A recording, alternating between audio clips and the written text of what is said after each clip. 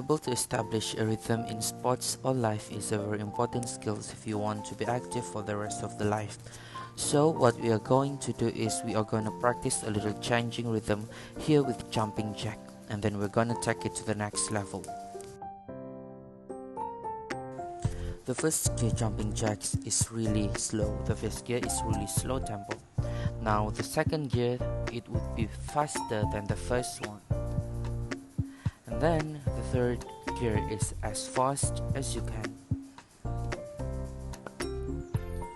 And now I'm going to move the gears. And this is the first gears. And this is the second gears.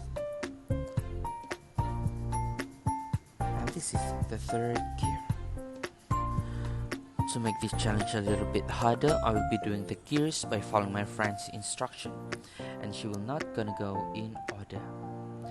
In this activity, we will improve our internal sense of timing and rhythm. One of the ways that movement helps makes us smarter is that when we cross the midline, so it is fun and beneficial crossing the midline activity.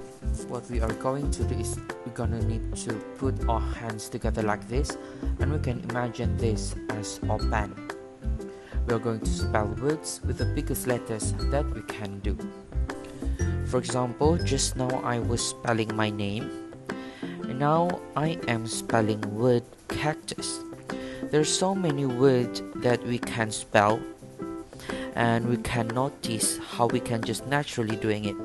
This is good for the brain because the brain will be passing a lot of information across the corpus callosum.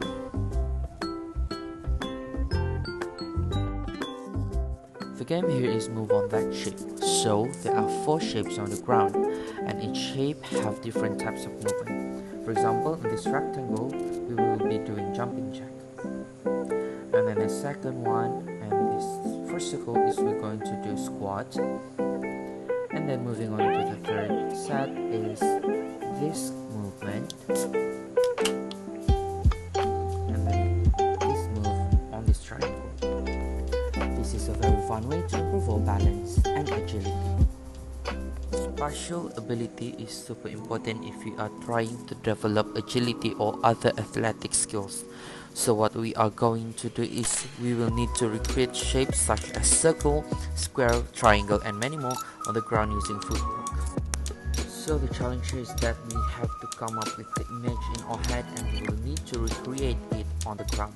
We will need to capture that space in our head and outsource it to the rest of the body. It is a fun way to develop serious athletic skills.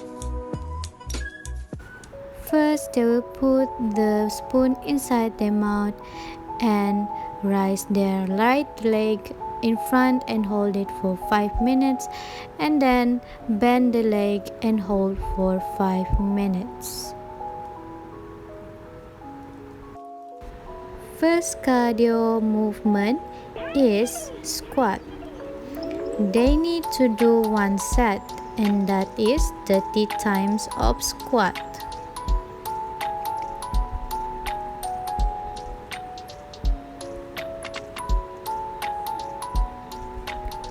The second cardio movement is lunge.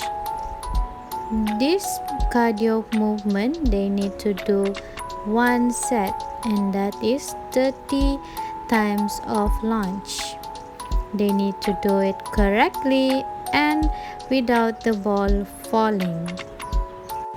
The main movement for this activity is side crunch.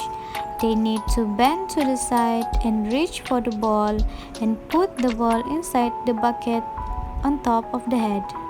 First, I teach my student to throw and catch the ball. She needs to hold the ball on her chest, and then she can throw the ball to her opponent with straight direction and force. These actions require proper strength from multiple body segments to produce the skill. This activity boosts arm and leg muscles, improves hand-eye coordination, and increases fitness. Second, I guide my student to balance on 1 foot. This activity called single leg lift. She stands straight with feet close together. Keep head straight, take a deep breath, and slowly lift the right leg off the floor. As she balances with the position, bring her leg backward with opposite arm to assist her balance. Then repeat with left leg. This activity develops coordination and balance.